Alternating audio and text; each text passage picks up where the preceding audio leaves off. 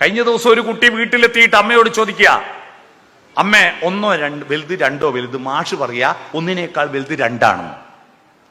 ഒന്നിനേക്കാൾ വലുത് രണ്ടാണെന്ന്. ആ അതല്ലേ മാഷ് പറഞ്ഞല്ലേ ശരി. അപ്പൊ അമ്മേന്റെ ഒന്നാമത്തെ മോനാരാ? നിന്റെ ഏട്ടൻ. രണ്ടാമത്തോ നീ? ആരാ വലുത്? ഏട്ടനല്ലേ. അപ്പൊ വീട്ടിലെത്തുമ്പോ ഒന്നാ വലുത്, സ്കൂളെത്തുമ്പോ രണ്ടാ വലുത്. അതെന്ത് കണക്കാമേ? അത് ചോദിച്ച കുട്ടിക്ക് ഒരു അവാർഡ് കൊടുക്കണ്ടേ? വീട്ടിലെത്തുമ്പോ ഒന്നാ വലുത്, സ്കൂളിലെത്തുമ്പോ രണ്ടാ വലുത്. അതെന്താ അത്? എന്തിന് ഈ ഇത്രയും ബുദ്ധിയുള്ള കുട്ടികളെ നിങ്ങൾ ഈ A+, ഫുൾ A+ എന്നതിൽ കെട്ടിപ്പൊട്ടിയിടുന്നു? എന്തൊക്കെ പറയാനുണ്ട്, എന്തൊക്കെ ചോദിക്കാനുണ്ട് കുട്ടികൾക്ക്. അവന്റെ ബുദ്ധി മനസ്സാ വളർത്തേണ്ടത്. അതിന്റെ സാഹചര്യം കുടുംബത്തിൽ ഉണ്ടാക്കിയെടുക്കണം. ശരീരം മൃഗത്തിൻ്റെതാ. നമുക്കും മൃഗത്തിനും ശരീരഘടനയിൽ വ്യത്യാസമുണ്ടോ? മൃഗത്തിനും 2 കണ്ണ്, നമുക്കും 2 കണ്ണ്. മൃഗത്തിനും 2 കാത്, നമുക്കും 2 ചെവി. മൃഗത്തിനും മൂക്കിന് 2 ദ്വാരം, നമുക്കും മൂക്കിന് 2 ദ്വാരം. മൃഗത്തിനും ചോരക്ക നിറം ചോപ്പ്, നമുക്കും ചോരക്ക നിറം ചോപ്പ്. മൃഗത്തിനും അസ്ഥിക്ക് നിറം വെള്ള, നമുക്കും അസ്ഥിക്ക് നിറം വെള്ള. മൃഗങ്ങൾ ശ്വസിക്കുന്ന ഓക്സിജൻ, നമ്മൾ ശ്വസിക്കുന്ന ഓക്സിജൻ. മൃഗങ്ങൾ പുറത്തേക്ക് വിടുന്ന കാർബൺ ഡൈ ഓക്സൈഡ്, നമ്മൾ പുറത്തേക്ക് വിടുന്ന കാർബൺ ഡൈ ഓക്സൈഡ്. എന്താ വ്യത്യാസം? ശരീരം കൊണ്ട്, അനാട്ടമി കൊണ്ട് മനുഷ്യനും മൃഗവും തമ്മിൽ എന്താ വ്യത്യാസം? കുട്ടികളോട് ചോദിച്ചാൽ, സ്കൂളിൽ പോയാൽ കുട്ടികളോട് തന്നെ പറയും 3 വ്യത്യാസം. ഒന്ന്, മൃഗത്തിന് കൊമ്പുണ്ട്, നമുക്ക് കൊമ്പില്ല. മൃഗത്തിന് വാലുണ്ട്, നമുക്ക് വാലില്ല. മൃഗത്തിന് 4 കാലുണ്ട്, നമുക്ക് 2 കാലാണ്. ഈ 3 വ്യത്യാസം അറിയാം. ഞാനപ്പോ കുട്ടികളോട് ചോദിക്കും, എല്ലാ മൃഗത്തിനും കൊമ്പുണ്ടോ? കൊമ്പുള്ള മൃഗമുണ്ട്, കൊമ്പില്ലാത്ത മൃഗമുണ്ട്. നമ്മൾ കൊമ്പില്ലാത്ത മൃഗ, അത് വ്യത്യാസമല്ല. എല്ലാ മൃഗത്തിനും വാലുണ്ടോ? വാലില്ലാത്ത ചിമ്പൻസിയില്ലേ, ഒറാങ്കുട്ടനില്ലേ, ഗൊറില്ലയില്ലേ? അതിന്റെ ലേറ്റസ്റ്റ് വേർഷൻ ആയതുകൊണ്ട് നമുക്കും വാലില്ല എന്നേ ഉള്ളൂ. അല്ലാതെ വാലില്ലാത്തതാണോ വ്യത്യാസം? അല്ല. കാല്, കുട്ടികളോട് ചോദിക്കും, ഇവിടെ ആരെങ്കിലും ആദ്യം തന്നെ 2 കാലിൽ നടന്നവരുണ്ടോ? നമ്മളെല്ലാം ആദ്യം നടന്ന 4 കാലിലായിരുന്നു. പിന്നീട് ജംബോ സർക്കസിലെ ആന 2 കാല് ഉയർത്തി കയ്യാക്കി പിടിച്ച പോലെ നമ്മളും പല കുറി വീഴുമ്പോൾ നടക്കാൻ പഠിച്ചു, പലവട്ടം കരയുമ്പോൾ ചിരിക്കാൻ പഠിച്ചതാ. നമുക്കും 4 കാലാ. കാലെന്ന വാക്കുണ്ടായത് 4 ആയതുകൊണ്ടാ. നിങ്ങൾ ഇരിക്കുന്ന കസേരക്ക് 4 കാലാണ്, ടീപ്പോയ്ക്ക് 4 കാലാണ്, മേശക്ക് 4 കാലാണ്, ബെഞ്ചിന് 4 കാലാണ്.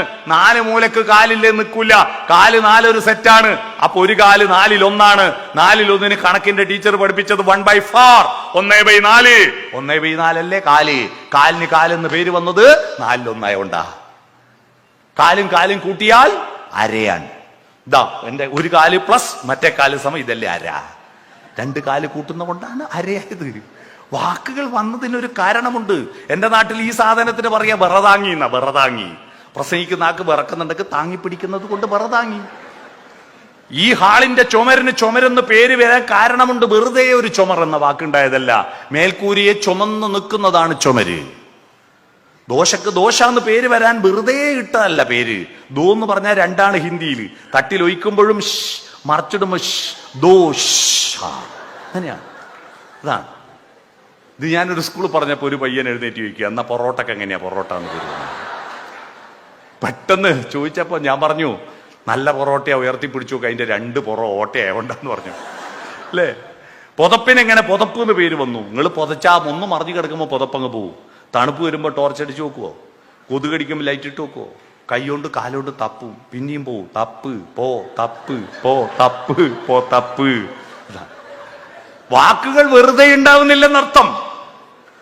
മനുഷ്യനും നാൽക്കാലിയാണ്. അപ്പോ വാലും കാലും കൊമ്പും കൊണ്ട് നമ്മൾ വ്യത്യസ്തരല്ല. ശരീരം കൊണ്ട് നമ്മൾ മൃഗങ്ങളെക്കാൾ താഴെയാണെന്ന് ഓർമ്മിപ്പിക്കുക മക്കളെ, ഓർമ്മിപ്പിക്കുക. കാരണം ഒരു മൃഗവും മാസ്ക് ഇട്ടിട്ടില്ല, എന്നിട്ട് ഒന്നിനും കോവിഡ് വന്നിട്ടില്ല. മഴ കൊണ്ടിട്ട് ഒന്നിനും ജലദോഷവും വൈറൽ ഫീവറും വരുന്നില്ല, നമുക്ക് വരുന്നു.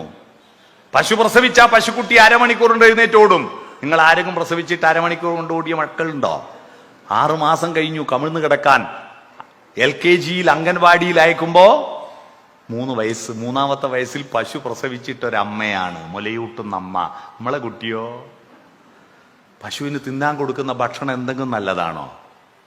പശുവിനെ കറന്ന പാല് കൊണ്ട് പാൽപ്പായസം വെച്ചിട്ട് 1 ഗ്ലാസ് പാൽപ്പായസം പശുവിന് കൊടുക്കാറുണ്ടോ? കൊടുക്കും ചില ആളുകൾ. ബാക്കി വന്നിട്ടുണ്ട് 2-3 ദിവസം ഫ്രിഡ്ജിൽ വെക്കും. തീരെ പുളിച്ച പശുവിന്. നല്ലൊരു വെള്ളരിക്ക ഇതുവരെ ആരും പശുവിന് കൊടുത്തിട്ടുണ്ടോ? വെള്ളരിക്ക കെട്ട പശുവിന്. ചോറ് പുളിച്ചാൽ, കറി നാറിയാൽ, കെട്ടത് നാറിയത് പുളിച്ചതെല്ലാം പശുവിന്. എന്നിട്ട് പശുവിന്റെ ചാണകം നമുക്ക് കൈകൊണ്ട് വാരി കൃഷിക്കിടാൻ ഒരു മടിയില്ല. ആ ചാണകം വേണം. അമ്പലത്തിലെ ഉത്സവത്തിന് ശുദ്ധികർമ്മത്തിന് ചാണകം വേണം. സിമന്റ് വരുന്നതിന് മുമ്പ് മലയാളിയുടെ വീടിന്റെ അകം ശുദ്ധി ചെയ്തത് ചാണകം കൊണ്ടായിരുന്നു. ചാണകം ഉണക്കി കത്തിച്ചതാണ് നെറ്റിയിൽ തൊടുന്ന ഭസ്മം. കൊടുക്കുന്നതെല്ലാം അതിന്റെ ഇൻപുട്ട് എല്ലാം വൃത്തികെട്ടതാണ്, അതിന്റെ ഔട്ട്പുട്ട് വൃത്തിയാക്കുന്നതാണ്.